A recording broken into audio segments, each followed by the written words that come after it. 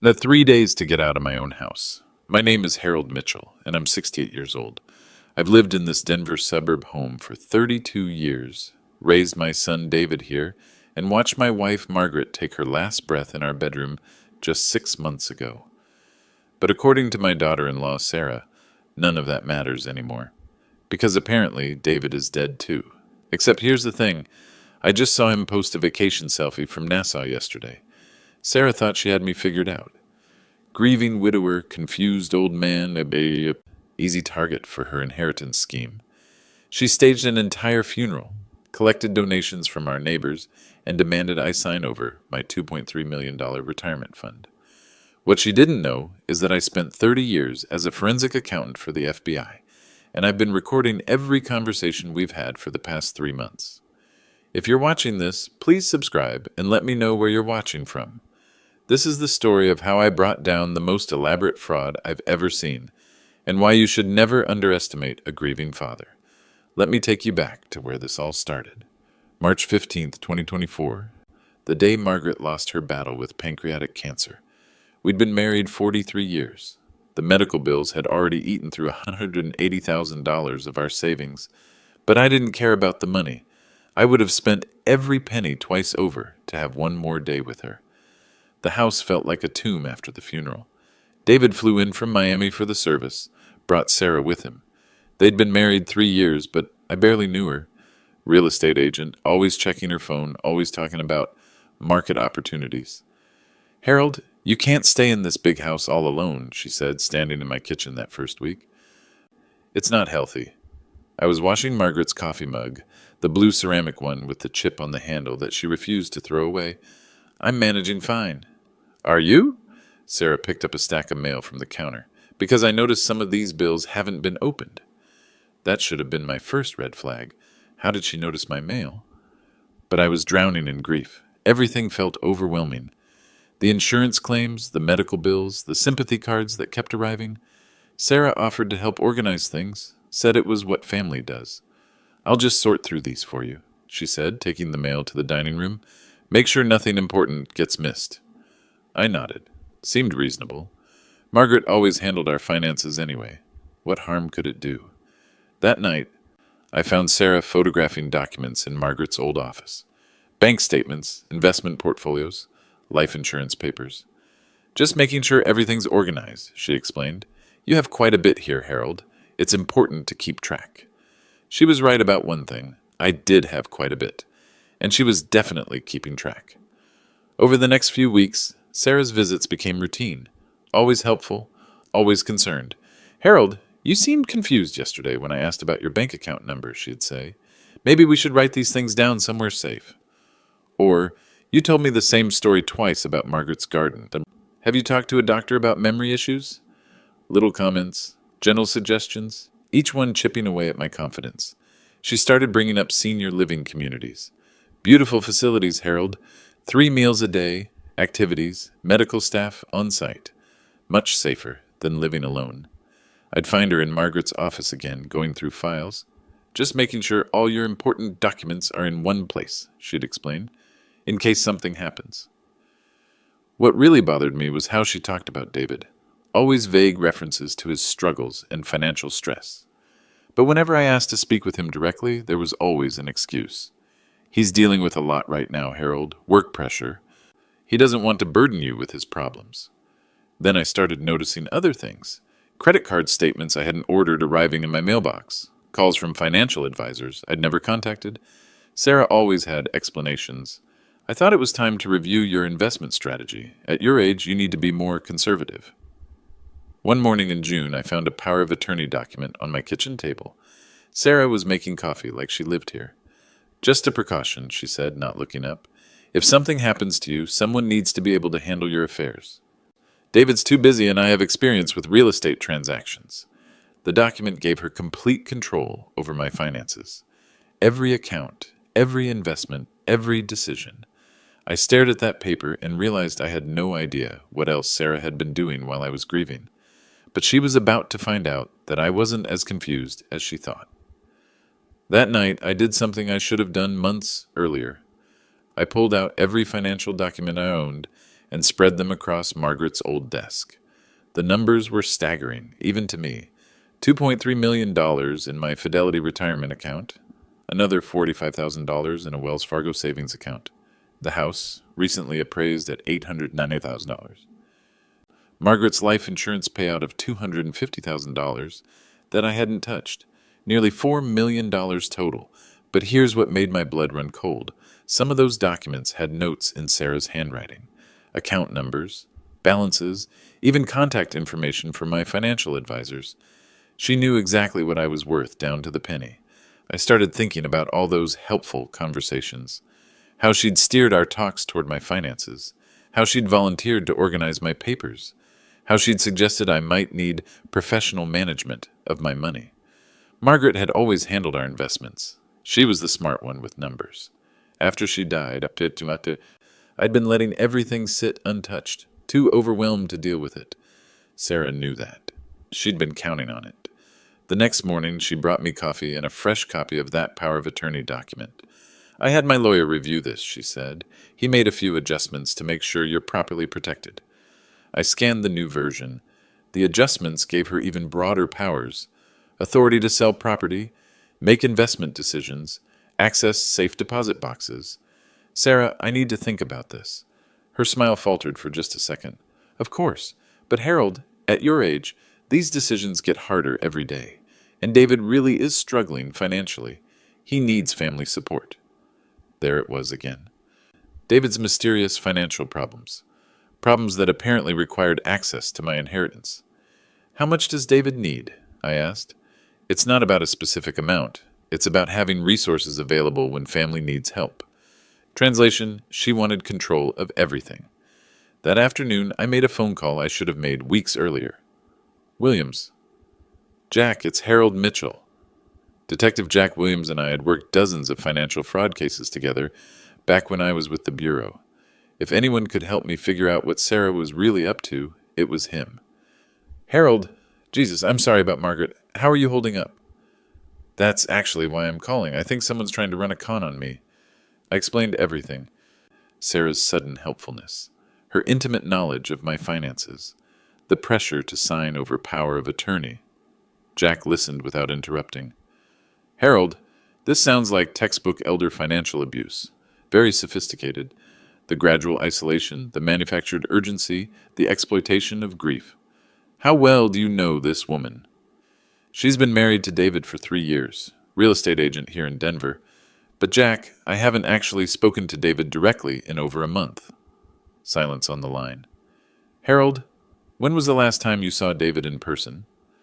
I thought about it. The funeral, March 15th. It was now July 18th. 4 months. This gets worse, Jack said. I want you to start documenting everything. Every conversation, every document she shows you, every claim she makes about David. Can you do that without tipping her off? I think so. Good. And Harold, don't sign anything. No matter what she says, no matter how urgent she makes it sound, nothing. That evening, Sarah came by with dinner. Takeout from Margaret's favorite Italian place. I've been thinking about our conversation, she said, about David's situation. It's actually more serious than I let on. She sat across from me at Margaret's dining table, the same table where we'd shared thousands of meals over 4 decades. He owes some people money, serious people. They're not the kind to wait patiently for payment. How much money? Enough that he needs access to liquid assets quickly. Your power of attorney would let me transfer funds immediately if something happens. I looked at her carefully. What kind of something? Harold, at your age, medical emergencies happen without warning. Strokes, heart attacks, falls. If you're incapacitated, David's creditors won't wait. She was creating a crisis that didn't exist to justify stealing my life savings, but she had no idea I was about to create a crisis of my own. Sarah, I need to be direct with you. She looked up from her pasta, fork halfway to her mouth. No. Excuse me? I'm not signing any power of attorney. I'm not transferring any funds. And I'm not making any emergency financial decisions based on vague threats about David's debts. The mask slipped. Just for a second, but I caught it. Her expression went from concerned daughter-in-law to something much colder. Harold, I don't think you understand how serious this is. I understand perfectly. You want access to my money. That's not what this is about. Then explain to me exactly what David owes, to whom, and why it requires my intervention. She set down her fork. Some situations are complicated. I spent 30 years investigating complicated financial situations, Sarah. Try me. Another crack in the facade. She didn't know about my background. David had never mentioned what I did for a living. Look, I'm trying to help you. Margaret would have wanted... don't. My voice was quiet, but she stopped talking. Don't you dare tell me what my wife would have wanted. Sarah leaned back in her chair. When she spoke again, her tone was different. Less sympathetic, more impatient. You can't live in this house forever, Harold. You can barely manage your own affairs. Yesterday you couldn't remember where you put your car keys. I remember exactly where I put my car keys. Do you? Because I found them in the refrigerator. That's interesting, Shape. Since I haven't driven anywhere in 3 days. Silence. The point is, she continued, you need help, real help. Not the kind you get from senior centers and church volunteers. Professional management. Professional management of what exactly? Your assets, your property, your future care needs. There it was, professional management of my $4 million. And you've appointed yourself to provide this management? I'm family, Harold. Who else is going to do it? David would do it, I said. David has his own problems? Then let me talk to him. He doesn't want to upset you. I'm his father. I think I can handle whatever he needs to tell me. Sarah stood up abruptly. This is exactly what I'm talking about, Harold. You're not thinking clearly. David is dealing with serious issues, and you want to burden him with your stubbornness? My stubbornness? Yes, your refusal to accept help. Your insistence on living in the past. Your inability to make rational decisions about your future. She was pacing now, her voice getting sharper. Margaret managed everything for you. The bills, the appointments, the decisions. Without her, you're lost. And instead of accepting help from family, you're being paranoid and difficult. I reached into my shirt pocket and pulled out my phone. Started recording. Tell me more about how I'm being difficult. You're living in a house that's too big for you, with stairs that could kill you, managing finances you don't understand. You're one fall away from a nursing home, and you're too proud to admit it. Go on. This whole conversation is proof that you're not competent to handle your own affairs. A reasonable person would be grateful for help. A reasonable person would trust family to make good decisions. She stopped pacing and looked directly at me. But you're not reasonable anymore, are you, Harold? You're just a confused old man who doesn't know what's best for him. I stopped recording and put the phone back in my pocket. That's an interesting perspective, Sarah.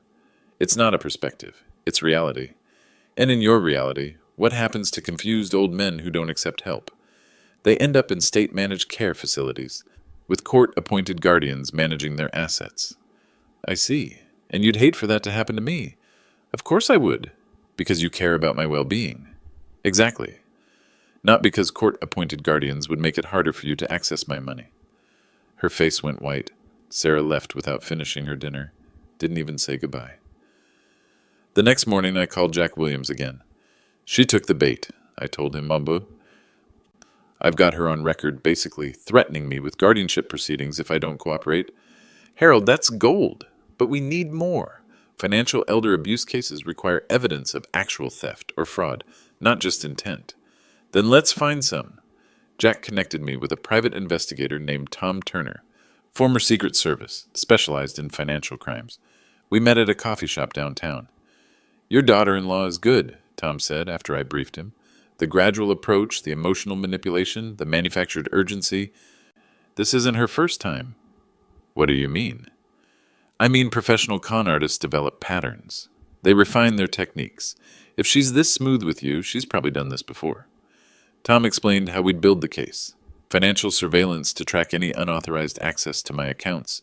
Background checks on Sarah's previous clients and relationships. Most importantly, verification of David's actual status and whereabouts. About David, Tom said. When you say you haven't spoken to him directly, what exactly does that mean? Sarah always takes the calls. Says he's busy, stressed, doesn't want to worry me. But she gives me updates. What kind of updates? Financial troubles, work pressure, relationship issues, nothing specific. Tom made notes. Harold, I need to ask you something, and I want you to think carefully before you answer. Is it possible that David isn't actually in Miami? What do you mean? I mean physically. Have you seen him, spoken to him directly, or verified his location through any independent source since the funeral? I thought about it. Every conversation had been through Sarah. Every update had come from her. Even David's absence from family calls was explained by her. No, I said slowly. I haven't. Then we need to find your son. Tom's background check on Sarah revealed something interesting.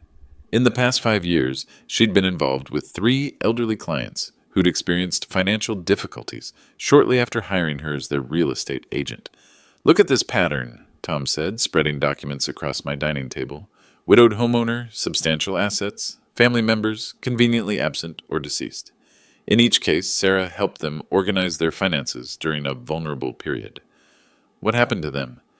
2 ended up in managed care facilities after signing over power of attorney.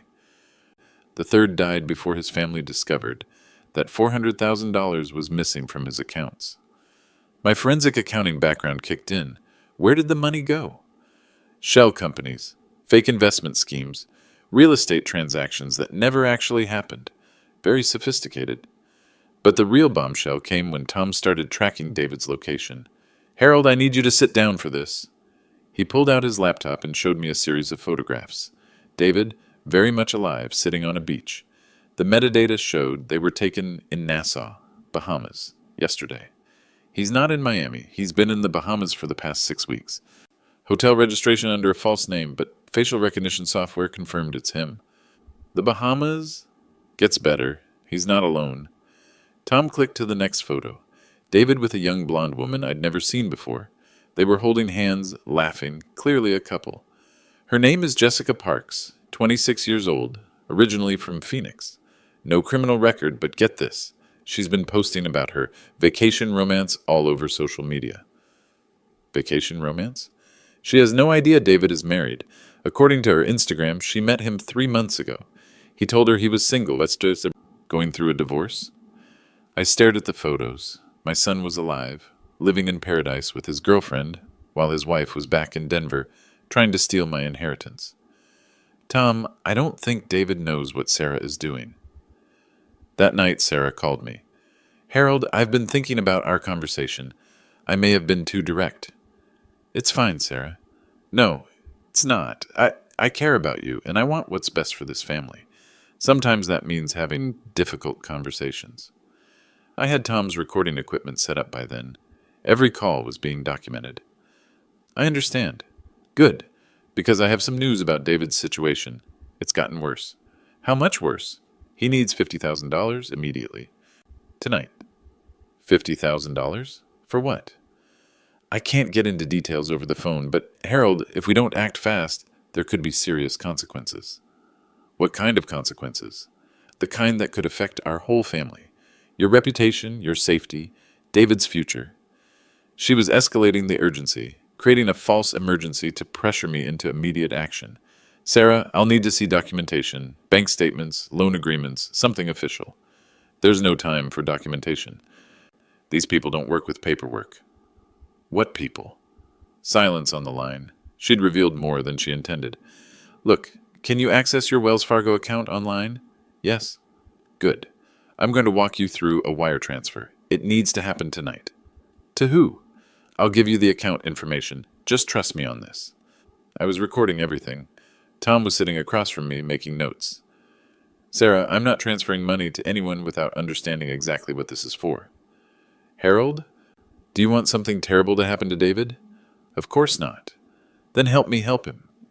The interesting thing about con artists is that they always overplay their hand. Sarah was about to make the biggest mistake of her criminal career. I need access to your accounts, Harold. All of them. The next morning, I got a call that changed everything. Dad? David's voice. Finally, David, where are you? Sarah said you were dealing with some serious problems.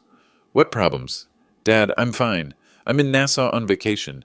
I've been trying to call you for weeks, but Sarah said you were having health issues and didn't want to be disturbed. My blood went cold. Health issues? She said you'd had some kind of episode. Memory problems? Confusion?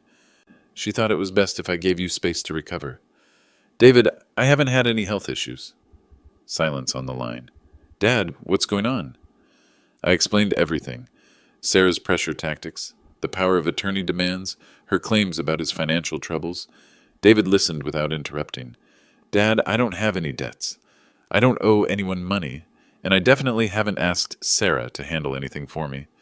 Where exactly are you? Atlantis Resort. I met someone here, a woman named Jessica. We've been dating for a few months. I was planning to bring her home to meet you. David, Sarah thinks you're in Miami. I haven't been to Miami in over a year. And she doesn't know about Jessica? No, Sarah and we've been having problems. I came here to think about our marriage. Jessica doesn't even know I'm married. The pieces were falling into place. Sarah thought David was missing or dead. She was positioning herself to inherit everything as his widow, but David was very much alive, just temporarily out of communication. Dad, what has Sarah been telling people about me? I thought about her recent escalation, the urgent demands for money, her increased pressure for power of attorney. David, I think Sarah is planning to fake your death. 3 days later, Sarah proved me right. I was having coffee on my front porch when she pulled into my driveway. She looked different. Dress black, makeup subdued, expression appropriately somber. She walked up my front steps like she was approaching a gallows. Harold, I have terrible news. What kind of news? It's about David. She sat down heavily in Margaret's old rocking chair. There's been an accident. I set down my coffee cup. What kind of accident? A car crash in Miami. He didn't survive. Sarah reached into her purse and pulled out a folded document. A death certificate. David Mitchell, age 35, cause of death, multiple trauma from vehicle collision. It looked official. It wasn't. When did this happen? Yesterday morning. I've been handling the arrangements. She dabbed at her eyes with a tissue. I didn't want to tell you over the phone. Have you contacted the authorities? Everything's been taken care of. The body has been prepared. I've arranged for cremation. Cremation? David always said he wanted to be cremated, like Margaret. That was a lie. David was terrified of fire. Always had been since childhood. Sarah, I'd like to see the police report. Of course, I'll get you copies of everything, but Harold, there are immediate concerns we need to address. Such as? David had debts, significant debts. His creditors won't wait for probate. We need to protect your assets before they try to make claims against the estate. She pulled out another document, the same power of attorney I'd refused to sign, with updated language about emergency estate protection. This will allow me to secure your finances immediately, transfer funds to protected accounts, pay off David's obligations, make sure his creditors can't touch your inheritance. By now, several neighbors had noticed Sarah's car in my driveway. Mrs. Patterson from next door was watering her garden, but clearly listening. The Johnsons were getting their mail, but taking their time about it. Small town life, everyone knew everyone else's business. Harold, we need to move quickly on this. Word spread fast in our neighborhood. By afternoon, my doorbell was ringing constantly. Neighbors bringing casseroles, offering condolences, asking if there was anything they could do. Sarah played her part perfectly. Thank you so much for coming, she told Mrs. Patterson. Harold is taking this very hard. David was his only child. Such a tragedy, Mrs. Patterson replied. And so young. Was it sudden? Very sudden. A car accident in Miami. He was there on business. I watched Sarah weave her lies with impressive skill. David's fictional business trip, the tragic phone calls she'd received, her immediate flight to Miami to handle arrangements, her concern for my emotional state. Harold's been struggling since Margaret passed, she told the Johnson family. This might be more than he can handle. The sympathy was overwhelming. Our neighbor Bob Wilson offered to help with funeral arrangements. Susan Chen brought groceries. Everyone wanted to support the grieving father and his devoted daughter-in-law. By evening, Sarah had set up a GoFundMe page. Memorial Fund for David Mitchell, the headline read, helping family cover unexpected funeral expenses and support his grieving father. The description was masterful. David's sudden death, my fixed income, the financial burden of funeral costs on top of Margaret's recent medical bills. Sarah positioned herself as the responsible family member, trying to protect me from additional stress. The donations started immediately. $100 from the Pattersons, $250 from David's old high school friends, $500 from my former colleagues at the FBI field office. Within 6 hours, the fund had raised over $8,000.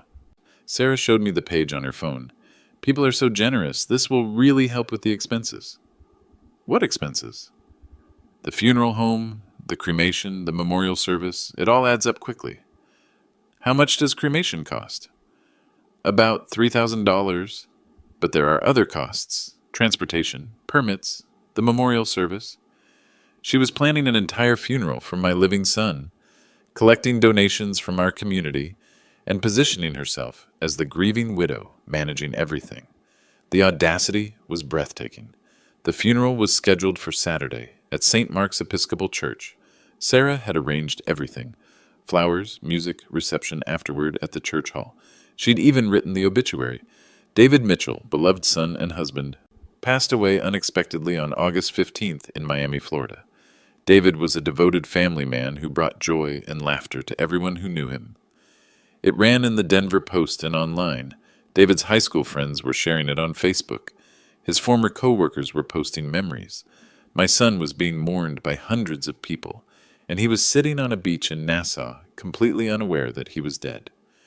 Friday night, Sarah came to my house with boxes. "We need to pack up David's things," she said. "I can't bear to see them anymore." She started in his old bedroom, pulling clothes from the closet, clearing out his desk, moving like a woman trying to erase memories too painful to bear. "There's something else we need to discuss," she said, folding one of David's old college t-shirts. "What's that?" "This house. It's too much for you now, especially with everything that's happened." She sat down on David's bed, still holding the shirt. "I've been looking at some really nice senior communities, places where you'd have help when you need it, but still maintain your independence." "I'm not interested in moving." "Harold, you can't live in the past forever. Margaret's gone. David's gone. This house is just a reminder of everything you've lost." She stood up and walked to David's window, looking out at the backyard where he'd played as a child. "I know this is hard to hear, but holding on to this place isn't healthy. You need to start fresh somewhere new." "And what happens to the house?" "We sell it. Use the equity for your care expenses." "We? I'm family, Harold. I'm all you have left now."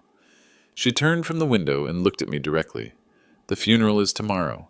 After we lay David to rest, we need to focus on your future. And your future can't be in this house, full of ghosts." Saturday morning arrived with the kind of crisp autumn air that Margaret always loved.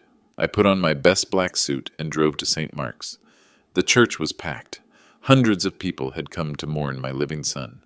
Sarah stood at the front greeting mourners, accepting condolences, playing the devoted widow with Oscar-worthy performance. She'd even brought tissues and makeup to touch up the tears. At 10:30, she approached the pulpit to deliver her eulogy. "David was the kind of man who put family first," she began. "He worried about his father, especially after losing his mother. David's greatest fear was that Harold would be left alone, without family support." Ironic words from a woman planning to steal everything I owned. That's when I saw Jack Williams enter through the side door. He wasn't alone. Tom Turner followed him, along with another man I didn't recognize wearing a badge. Sarah continued her eulogy, unaware that her audience had changed. "David would want us to take care of each other," she said, "to support Harold during this difficult transition." Jack walked down the center aisle and stopped directly in front of the pulpit. "Mrs. Mitchell?" Sarah looked up, confused by the interruption. "I'm Detective Williams with the Denver Police Financial Crimes Unit. I need to speak with you." The church went silent, 300 people holding their breath. "I'm in the middle of a funeral," Sarah said. "Yes, I can see that. A funeral for David Mitchell, who, according to this death certificate, died in a car accident in Miami on August 15th.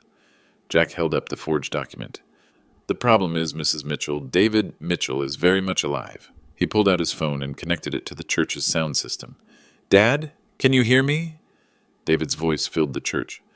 Clear, healthy, very much not dead.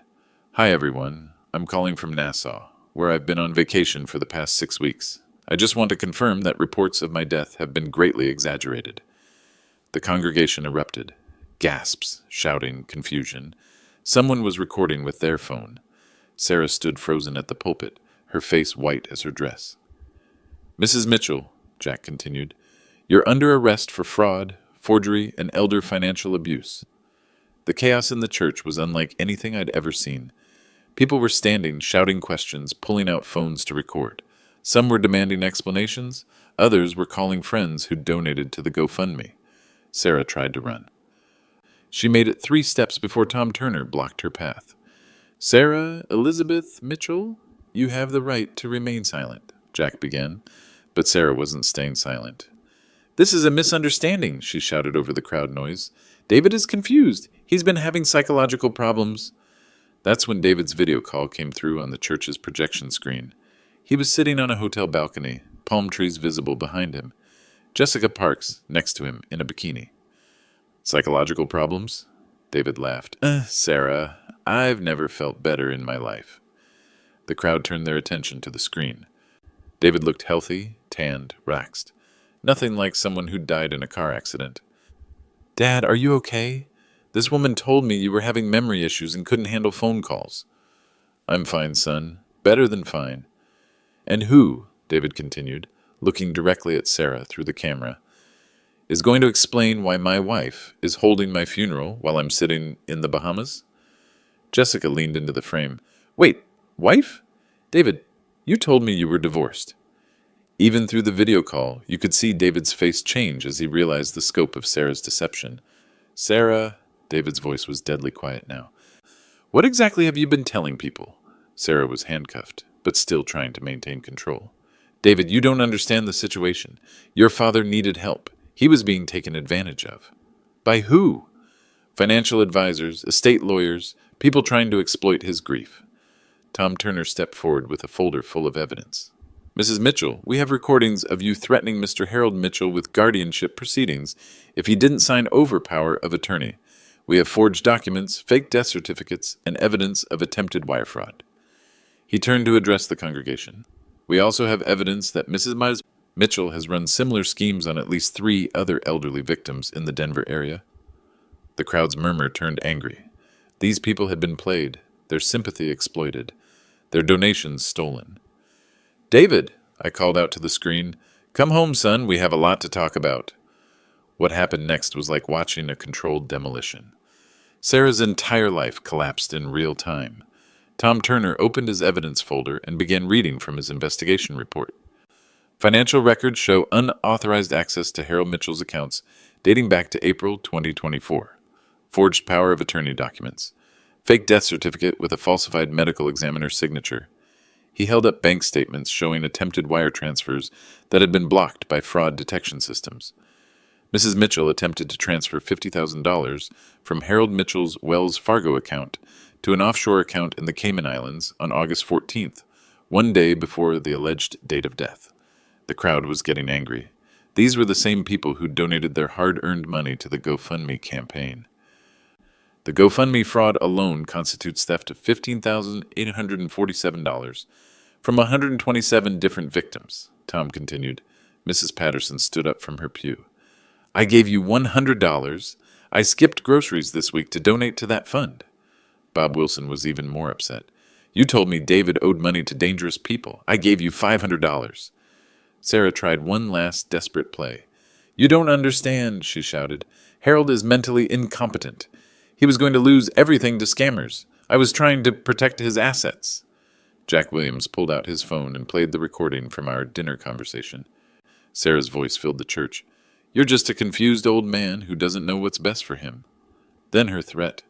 "Confused old men end up in state-managed care facilities with court-appointed guardians managing their assets."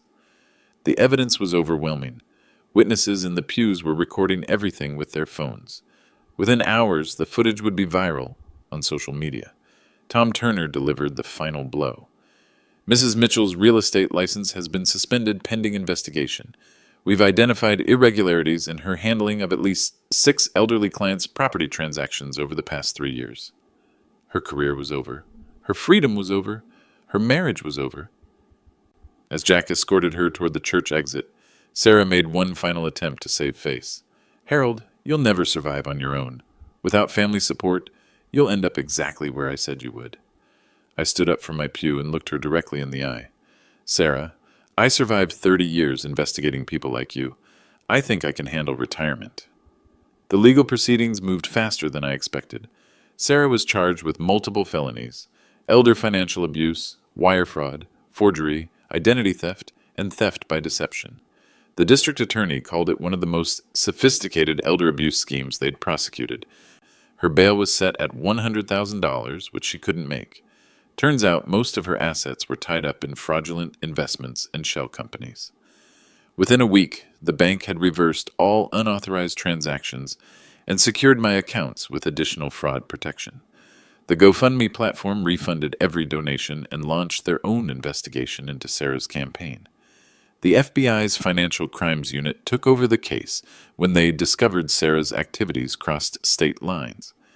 She'd been running similar schemes in Arizona and Nevada before moving to Colorado. David flew home from Nassau the day after the funeral fiasco. Jessica came with him, still processing the fact that she'd been dating a married man whose wife had faked his death. "Dad, I'm so sorry," David said when I picked them up at the airport. "I had no idea Sarah was capable of something like this." "How could you know? She fooled everyone." "I should have stayed in touch better. After Mom died, I was dealing with my own grief. I thought giving you space was the right thing to do." That's exactly what Sarah was counting on. The divorce papers were filed within 48 hours. David's lawyer made it clear that Sarah would receive nothing from the marriage. In fact, given the criminal charges, David was pursuing civil restitution for damages to his reputation and emotional distress. My insurance company launched their own investigation and determined that if Sarah's scheme had succeeded, they would have been defrauded of Margaret's $250,000 life insurance benefit. The ripple effects kept expanding. Other elderly victims in Sarah's real estate network came forward. The state licensing board opened a comprehensive review of her past transactions. By Christmas, Sarah Elizabeth Mitchell would be serving a 5-year federal sentence for elder fraud. The professional fallout was swift and complete. Within 72 hours of her arrest, the Colorado Real Estate Commission suspended Sarah's license pending investigation. When they dug into her client files, they found a pattern of exploitation targeting elderly sellers. She would identify vulnerable homeowners, the commission's investigator explained to me, recent widows of people with health issues, families in crisis. Then she'd offer to help with more than just the real estate transaction.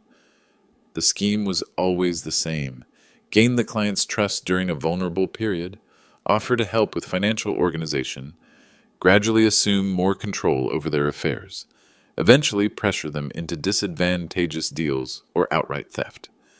3 other victims came forward during the investigation. Margaret Wilson, 73, had signed over power of attorney to Sarah after her husband's stroke. Sarah had sold Margaret's house for $200,000 below market value to a company she secretly owned. Robert Chen, 81, had been convinced to invest his retirement savings in an exclusive real estate fund that turned out to be Sarah's personal account. Dorothy Martinez, 69, had hired Sarah to sell her late husband's business property. Sarah had kept the $400,000 commission and told Dorothy the sale had fallen through. The total amount stolen across all victims exceeded $1.2 million. The state attorney general's office created a task force specifically to investigate financial elder abuse in real estate transactions. Sarah's case became their flagship prosecution. Her former real estate agency, Premier Properties Denver, faced civil lawsuits from multiple victims. They settled out of court for undisclosed amounts and implemented new oversight procedures for agents working with elderly clients. The ripple effects reached the local banking community. Wells Fargo, Bank of America, and other major institutions updated their fraud detection systems specifically to flag suspicious activity involving elderly account holders. Sarah's case was featured in training materials for bank employees, real estate professionals, and elder care advocates. Her name became synonymous with financial elder abuse in Colorado. She would never work in real estate again. The hardest part wasn't the legal proceedings or the media attention, it was the apology tour. As part of her plea agreement, Sarah was required to make public restitution to the community she'd defrauded. The judge ordered her to appear at a town hall meeting and explain her actions to her victims. St. Mark's Episcopal Church hosted the meeting. The same sanctuary where she'd held David's fake funeral was packed again, but this time with a very different energy. Sarah, wearing an orange county jail jumpsuit and handcuffs, read from a prepared statement. I want to apologize to Harold Mitchell and the entire community for my actions. I exploited your kindness and trust during a time when you were trying to help a grieving family. Her voice was flat, emotionless, court-mandated remorse. I also want to apologize to David Mitchell for the damage I've caused to his reputation and relationships. David sat in the front row next to me. He'd insisted on being there, even though his lawyer had advised against it. My actions were inexcusable, Sarah continued. I betrayed the trust of people who welcomed me into their community and treated me like family. Mrs. Patterson stood up from her pew. How many other families have you done this to? Sarah's lawyer whispered something in her ear.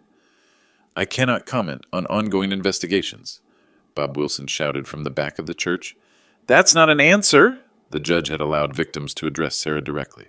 One by one, they stood up and told her how her actions had affected them. Margaret Wilson talked about losing her home because of Sarah's manipulation. Robert Chen described the stress of discovering his life savings were gone. Dorothy Martinez explained how Sarah's theft had forced her to move in with her children. When it was my turn to speak, I stood up and looked directly at Sarah. You picked the wrong family to destroy, and you underestimated the wrong man. But most importantly, you forgot that justice isn't revenge, it's protection. Sarah was sentenced on a cold February morning 6 months after her arrest. Judge Patricia Morrison didn't mince words. Mrs. Mitchell, you systematically exploited some of our community's most vulnerable members during their darkest hours. You weaponized their grief, their trust, and their generosity for personal gain. The sentence was comprehensive. 5 years in federal prison, $500,000 in restitution to victims, and lifetime prohibition from working in financial services or real estate. But the judge wasn't finished. Your actions have damaged far more than bank accounts. You've eroded trust between families and communities. You've made grieving people question their own judgment and their safety in their own homes. Sarah showed no emotion as the sentence was read. No tears, no apologies, no acknowledgement of the lives she'd destroyed. After the sentencing, David and I drove home together. Jessica had moved to Denver and was living with him in a small apartment downtown. They were planning to marry in the spring. Dad, do you think she'll actually serve the full 5 years? Probably 4 with good behavior. But Tom Turner says the civil lawsuits will keep her tied up in court for years. After that, the restitution alone would bankrupt her. Margaret Wilson's family was suing for the difference between the price Sarah sold her house for and its actual market value. Robert Chen's children were pursuing a wrongful conversion claim. Dorothy Martinez had hired a lawyer to recover her husband's business property. The thing is, I told David, the money was never really the point. What do you mean? Sarah thought she was stealing from a confused old man who wouldn't fight back. She thought grief made me weak. I pulled into my driveway, the same driveway where Sarah had once told me I had 3 days to get out. But grief doesn't make you weak, son. It makes you careful about who deserves your trust. The impact on our community was lasting. St. Mark's Church now required background checks for anyone handling financial donations. The local police department created an elder fraud prevention program. The city council passed an ordinance requiring additional oversight for real estate transactions involving elderly sellers. Sarah's case had made everyone more vigilant, more protective of vulnerable community members. 3 months after her sentencing, I received a letter from her in prison. I threw it away without opening it. The systemic changes that followed Sarah's case were more extensive than anyone expected. The Colorado legislature passed the Margaret Mitchell Elder Protection Act, named after my late wife, which created new criminal penalties for financial exploitation of vulnerable adults and required mandatory reporting by financial institutions. Banks throughout the state implemented new protocols. Transactions over $10,000 involving accounts held by people over 65 now required additional verification. Sudden changes in banking patterns triggered automatic reviews. Power of attorney documents required notarization and independent witness verification.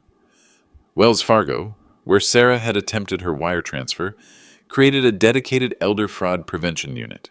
They hired Tom Turner as a consultant to train their staff on recognizing exploitation patterns. The real estate industry faced its own reckoning. The Colorado Association of Realtors mandated annual training on elder fraud prevention. They created a hotline for reporting suspicious activity and established a victim assistance fund. St. Mark's Church completely overhauled their financial procedures. All donation campaigns now required documentation of actual need. GoFundMe and similar platforms were prohibited unless verified by church leadership. They created a volunteer committee to visit elderly parishioners regularly. The most significant change was the creation of the Denver Elder Justice Coalition, a partnership between law enforcement, social services, healthcare providers, and financial institutions. Their mission was early detection and prevention of elder abuse. I found myself at the center of these efforts. Detective Williams recruited me as a volunteer consultant for financial crimes investigations. My forensic accounting background and personal experience with Sarah's tactics made me valuable for training other investigators. "Harold, you've got credibility that we can't manufacture," Jack told me. "When you tell people to trust their instincts about financial exploitation, they listen." I started speaking at senior centers, church groups, and community meetings.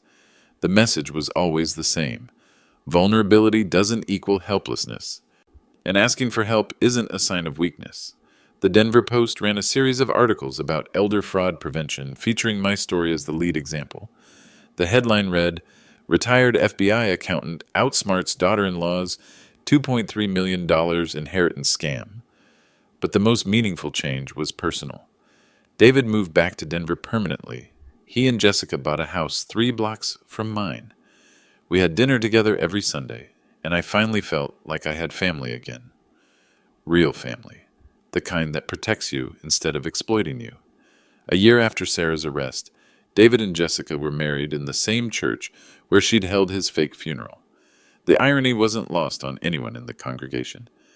Pastor Williams, no relation to Detective Williams, opened the ceremony with a reflection on truth, trust, and the importance of protecting family bonds. Today we celebrate not just the union of David and Jessica, but the triumph of love over deception, trust over manipulation, and family over fraud. Margaret would have loved Jessica. She was studying to become a financial planner, inspired by what had happened to our family. "I want to help people protect themselves," she told me. "What Sarah did to you could happen to anyone."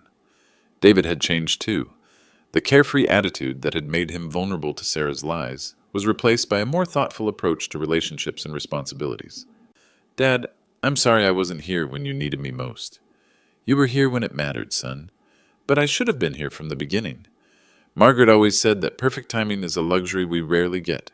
What matters is showing up when you realize what's important. We'd established new boundaries and new traditions. David called me every Tuesday and Friday, not because he had to, but because we both wanted to maintain connection. He handled my technology issues. I helped him understand investments and retirement planning. Jessica fit into our family seamlessly. She had the same practical intelligence that Margaret had possessed, and the same fierce protectiveness toward people she loved. "Harold," she said at their wedding reception, "I want you to know that what happened with Sarah will never happen again. David and I will make sure of that." "I know you will, Jessica. But more than that, we want you to know that you're not alone anymore. Family means looking out for each other." Standing there at the reception, watching David and Jessica dance to the same song Margaret and I had danced to 44 years earlier, I realized something important. Sarah had tried to isolate me to make me vulnerable. Instead, she'd brought me closer to the family I really had. 2 years later, I'm still living in the same house where Sarah once told me I had 3 days to get out. But everything else has changed. The house is full of life again. David and Jessica visit twice a week. Their first child, my granddaughter, Margaret Elizabeth, was born last spring. She's already showing signs of her great-grandmother's stubborn intelligence. I've become an advocate for elder fraud prevention, working with law enforcement agencies and senior organizations across Colorado. The work gives me purpose and helps other families avoid what we went through.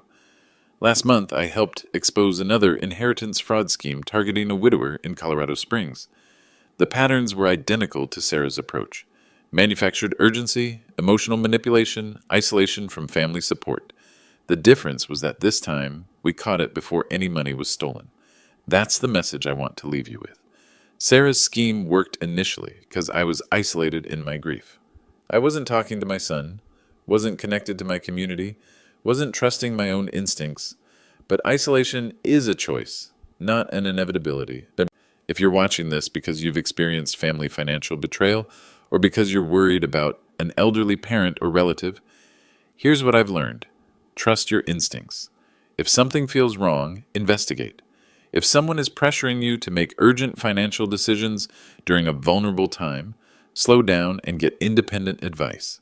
Document everything. Keep records of conversations, save emails, note dates, and times. If someone is exploiting you, evidence will be your best protection. Stay connected. The strongest defense against financial predators is family and community support. Don't let anyone convince you that you're better off isolated. Most importantly, remember that age and grief don't make you weak. They make you wise enough to know the difference between people who want to help you and people who want to help themselves to your assets. If you've experienced something similar to my story, share it in the comments below. Your experience might help protect someone else's family. And if you found this story helpful, please subscribe and share it with someone who might need to hear it. Sometimes the best way to honor the people we've lost is to protect the people we still have.